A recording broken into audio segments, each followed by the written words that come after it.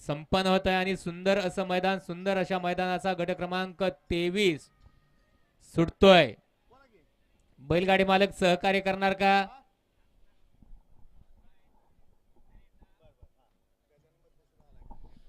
गाड्या सुटल्या आणि लढत चालू झाली.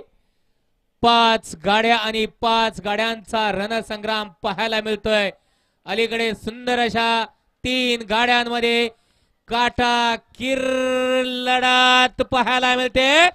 अतिशय सुंदर. पलीकडे होता सोमा ड्रायव्हर तरडपचा.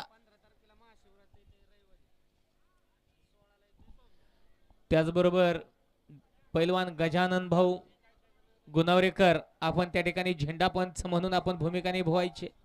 गट क्रमांक 23 चा निकाल.